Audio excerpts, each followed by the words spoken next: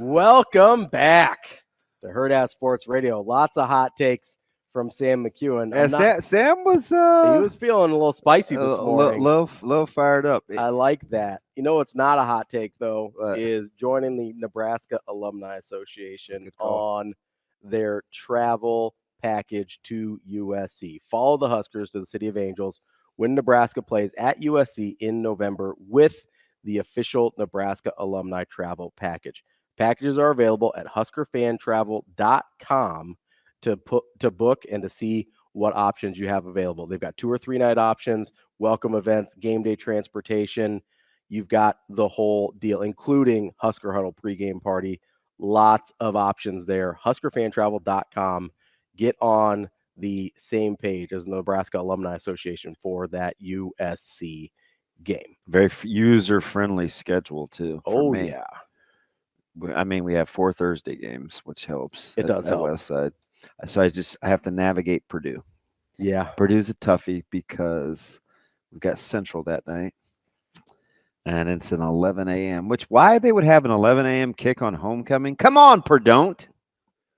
You better Purdue better than that next year. Man, Got so the that audible groan from Shane. That's on that the only one that's giving me a little. I need some Tums. I think some Husker fans might need some Tums after Sam's segment there. I hope they don't. So I'm not. And we weren't. I think we're laughing at Sam's delivery. Yes, yeah. But I also, because we've all had that conversation with that guy. Yeah. Who's like, oh, well, I mean, and listen, I get it, right? I've said many times. You rationalize not getting the good players. Yeah. Right? And I get it. I've said many times, I don't know if Doug McDermott goes to a high major right out of high school. I don't know if he turns into Doug McDermott. I don't. A lot of guys need the reps early to turn into who they're going to be, right? But I also know, hey, Doug McDermott, pretty darn good basketball player. A lot of places in the country probably would have liked to have him, right? Same thing, like we just went down in the break. The summit, because I asked you the question as soon as we hung up with Sam. I go, would Nebraska be better if they got the Summit League Player of the Year every year? Because that's what we're talking about with Baylor Shireman and all these guys. And right? I said unequivocally yes. Because what's the list? Well, glad you asked. Because Zeke Mayo is playing at Kansas this year. Pretty good. Is Kansas better than Nebraska? Yeah, Max Asmus. He's playing at Texas. Is Texas better than Nebraska? Baylor Shireman. Playing at Creighton. Was Creighton better than Nebraska? Max Asmus. It's still good. Mike Dom twice. Still pretty good. Max Landis. Who I don't remember as much. Lawrence Alexander. North Dakota State went on a nice little run. Yeah, you had Nate Walters in there. And then Nate Walters was South Dakota State. Yeah. And then Dominic Morrison. Then you get into like Caleb Green twice from Oral Roberts, who was a really good player. But in between there, how about George Hill from Ooey Pooey? Yeah, just casually getting drafted, playing for, I believe, got a title with the 15 years. Yeah, George just Hill. Retired. George played 15 years. I believe he got a title with the Cavs. Yeah, was part of those really good. But it's a really hard discussion too, because in the same vein, you have to have a couple of developmental success stories. Mm-hmm.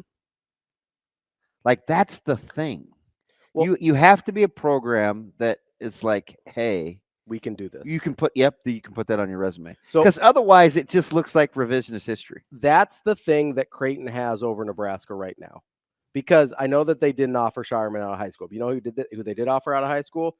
Kyrie Thomas. Yeah. You know who they did offer out of high school? Your Antoine Youngs and your Josh Joneses and your Justin Pattons before anybody else did.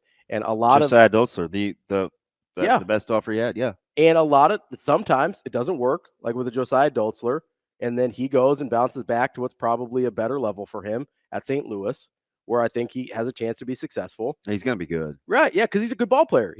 Creighton was probably a little bit of a reach for him, kind of like what we were talking about with a lot of the baseball players coming out of Nebraska, where you see the SEC school, right? And you're like, hey, I want to give myself a shot. I'm going to tell you something about that, though, as I've thought more about it. Okay. If you get a couple of bounce backs, I'm just talking with Nico right now over text, and he's right. A lot of those guys are in the portal. Not like local guys. That's okay. So maybe you need another year of that. And it's not like, hey, don't succeed. Have something go wrong in your college career.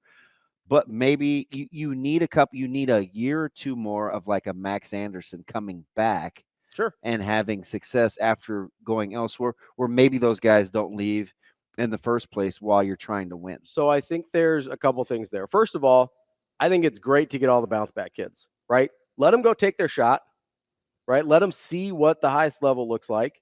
And if they realize, hey, like I'm having a hard time cracking through here, let's bounce back and because just for every Summit League player of the year that goes to play for Kansas or goes to play for the Spurs or whatever, you also have like a Joe Flacco who starts off at a higher level and bounces back and needs to. If Nebraska had one more elite offensive talent and one more power arm, do you feel good? Yeah, I'd feel a lot better. Yeah, right. We're not super far away. It's not monumental. It's a very solid ball club that needs a little bit extra. But I thought Sam brought up and fine, like I've been saying this, and it's not like, oh man, Damon said, but I'll even go as far as to say, you know what we need to do? We need to figure out a way to stream more. Who was talking about streaming baseball games? Right? I was like, you know what? We need to find a way to stream more high school baseball games. And I got the pushback from everybody, right? Oh, the camera angles, it's hard to follow the flight of the ball, this, that, and the other. I'm like, oh, okay. But I said, I'm just telling you, like, I watch enough of this where every other sport's available through Strive or the NFHS or wherever, right? Like, and Nico was just like, I'm going to get his exact words. He says, baseball has to be close to the top sport for producing D1 talent and is the least talked about in the media. Sam is correct. So I liked what Sam brought up the point, because then it clicked. I was like, shoot, if Tyson Lewis was in the paper every other day, people would probably be more up in arms. Or we made a big deal about, not clearing 6 feet 4 inches in high jump like we do with football guys, or guy throws 170 feet in discus. Like, maybe that is different. Maybe our attention would be like, oh man, we can't let that guy get away. Because I guarantee you, and I get it, I'm a nerd, like, fine, like I like high school sports, not maybe, but if you're a baseball guy, you know about all these guys and you've seen them really, really young. So when Cam Koziel was playing against us a couple years ago at quarterback, the very first thing I told our guys with our scout is, this guy's a winner. He's used to he's clutch in baseball. I assume he's going to be like that because he's been real sporadic at quarterback. And he single-handedly kept those sons of guns in the game against us. Because he's just, and yeah, I get it. He's 5'8" with some thunder thighs and doesn't look like a guy. But if we had been reading about there's lots of guys like that. I think there's two things here that are, and maybe we just don't have the volume to cover it. But so I think there's two things here that are important. Is A, the coverage is not there, so people don't know, right? B, I think for a lot of these things, people don't have the frame of reference, right? Most people in the state of Nebraska know football, right? Like, that's our thing. I think you're selling baseball short. Listen, I know there's a lot of really smart baseball people, but I'm talking about, because what we're talking about, we're talking about people getting mad about Nebraska getting a recruit or not. So we're talking about more common fans. More common fans have a familiarity and a frame of reference with football than they do for baseball. And so without that context, it's hard to get that mad about something, because you're like, well, maybe he's just whatever, right? It's hard to be like, well, I know this guy. I saw him play in high school. I know he runs a 4.4. I know he's 6 foot tall. So he gets a comp or whatever. Yeah, like you have frame of references for these people. Or you can watch the Rolfson twins in volleyball and say, oh, yeah, like I know they remind me of Allison Weston. Yes, like I know what that's supposed to look like, and that's what it looks like, right? I don't think very many people, even if they really like high school baseball, I don't think a ton of people have the frame of reference to go from, if it looks like this in high school, then it looks like this in college. Yeah, but okay, all right, I'm listening. I think that's baseball is hard, because I look at all the guys at the junior college ranks. There are so many good junior college baseball players that just needed like one more year or another 150 ABs or something like that. I get it. Like, the projection is tougher. I would argue a lot of people in the state don't know how to project in basketball either, like Sam was talking about.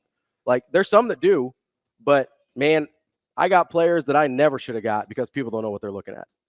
That's just a true story. That's CB. I'm Ravi Lulla. We'll be back with more Hurrdat Sports Radio coming up next.